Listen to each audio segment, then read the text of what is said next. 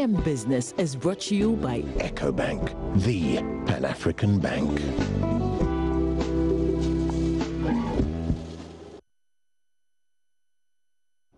Hello, it's another Wednesday, and thanks for joining us for AM Business.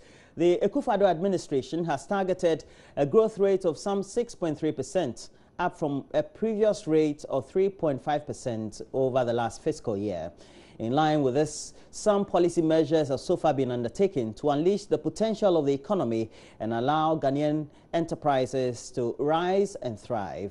It is almost 100 days since the president was sworn in, and although the 100 days timeline may not be a perfect measure, it is a useful one. And so AM Business today is asking questions why it is critical. So on Monday, the Akufo-Addo administration chalks 100 days in office. Now, 100 days in office, how did this assessment become institutionalized? Now, this can be traced back to the American President Roosevelt. President Roosevelt took over government in a time of Great Depression. The economies were in Great Depression, but with some audacious decisions, such as banking holidays, he managed to turn around the economy of the Americans.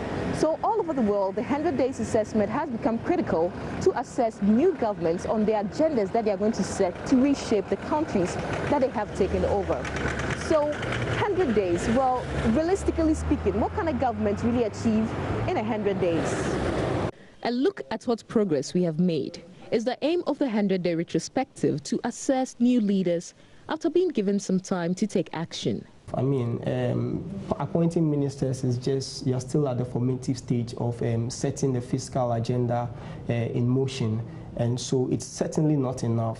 But it is a starting point, and it's better to get the basics right. And so within the 100 days, you cannot be able to implement your fiscal agenda. I doubt if you can really start so much. But then if you have the right personnel in place, how do the markets and the investor community perceive and analyze and assess the material and the human resources they are putting forward to implement or execute that agenda? That selection in itself can stir some confidence or even dent the confidence, depending on how it goes. And so whilst it is not enough, the assessment of the markets of the personnel you're putting forward is very critical, and that can make or mar your policy agenda for the year. Having inherited an economy with a debt of 74% of GDP, the Akufo-Addo administration nonetheless promises a budget that will reflect the vision of building the most business-friendly economy. The 100 days of the Akufo-Addo administration was heralded by the much talked about Asempa budget. Now, the Asempa budget had some key tax cuts in various sectors of the economy. For instance, in the aviation sector, we saw the scrapping of the 17.5 taxes on air tickets. For those in the petroleum sector, we saw a reduction of the petroleum sector levies down to 15%. And for those in the automobile industry, we saw the scrapping off of duties on imported spare parts. So 100 days of administration, what is your assessment so far? Legislative policy and institutional reforms in various sectors have been part of measures targeted at growth in the immediate term, and key among them are the energy and petroleum sectors. When you consider some of the things they put in, especially the attempt to bring down the cost of energy, even though I expected a lot more as far as the non-residential customers were concerned, I thought they could at least do something about the VAT that the non-residential consumers were paying on the electricity tariffs. They reduced the energy sector levy, but if you look at the quantum reduction and the things they've taken off, they might not be enough to help these businesses who are struggling under the cost of that they were all complaining about. So in the fact that they've been able to actually roll out some of the things they said they would do, gone ahead to amend the act, and some of these reductions are taking place, I think it's a good start. On the petroleum side, I guess by reducing some of the energy sector levies and having the world crude prices either remaining the same or coming down, that's what we've seen in the export price, where prices are coming down. So I would say In a nutshell, I think for the 100 days, what they've been able to do, it's okay. They couldn't have done more than what they've done.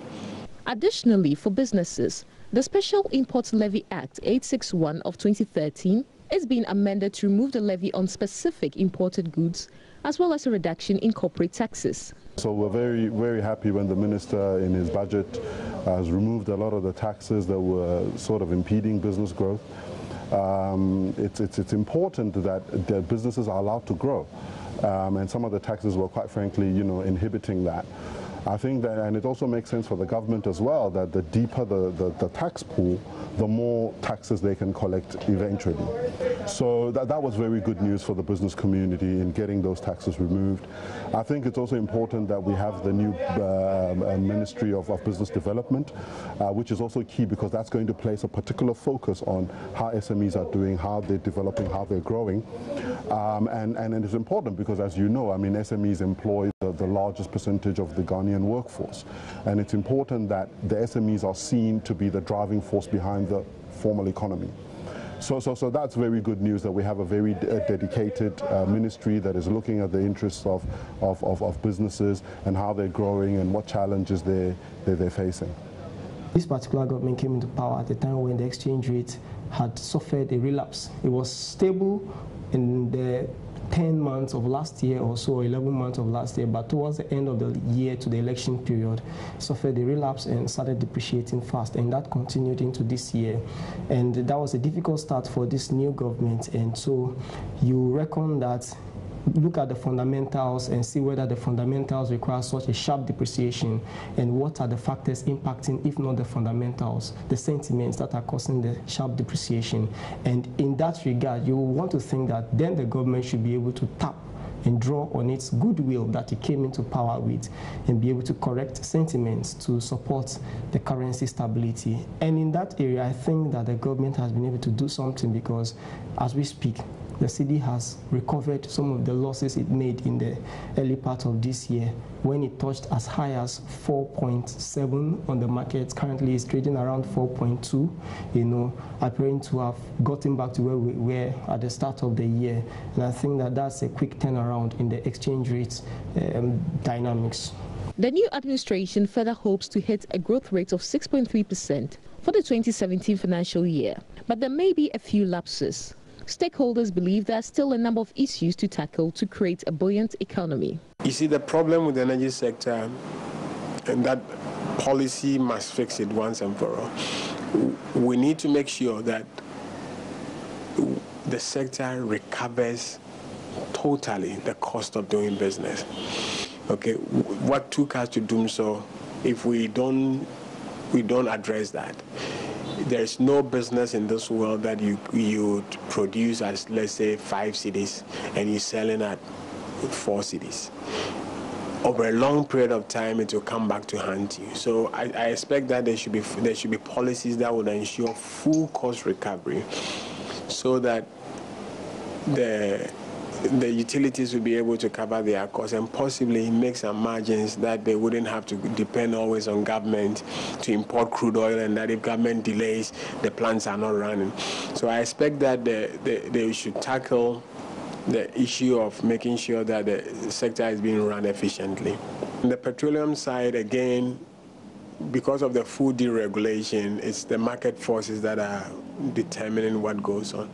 What government can do ultimately is to see how they can reduce further the taxes, some of the taxes, because what you and I pay at the pump sometimes is about 40% more than what we could have paid because of all the levies that we do pay. So now I think what I expect to see is a conscious effort of government to ensure that the utilities are functional. Now they need to deal with the sector indebtedness. Either they take all those debts off their books like they are trying to do with the restructuring of the utility debts, so that they start on a clean sheet, or we find a way of recapitalizing the utilities, because where they are at the moment and the people, the banks they are owing, and the effect on the macroeconomy and the financial sector is not too healthy. We need to deal with that. I expect policy to be able to deal with that.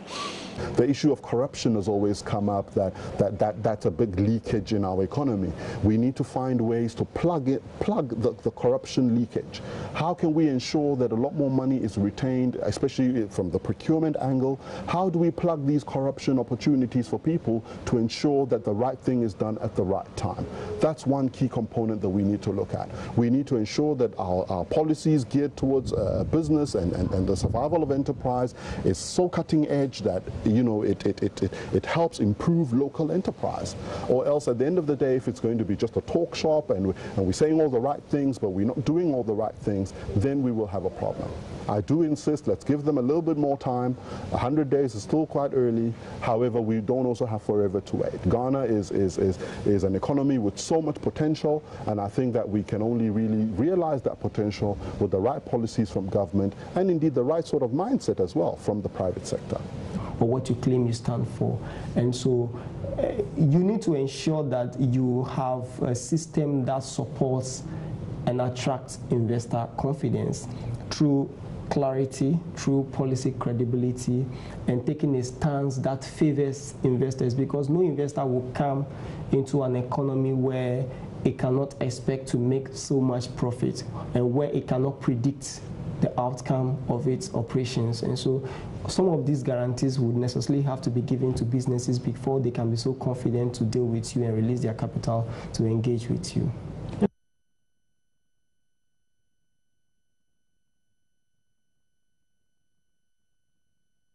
So mounting up to the 100 days of the Akufo-Addo administration, some may say that indeed there have been some interesting reforms in the economic world to boost businesses. Nonetheless, there is still room for improvement when it comes to the cost of credit and cost of energy in the economy. But for you in the House, have you really felt any changes or any significant impacts in your life when it comes to the 100 days of the new administration?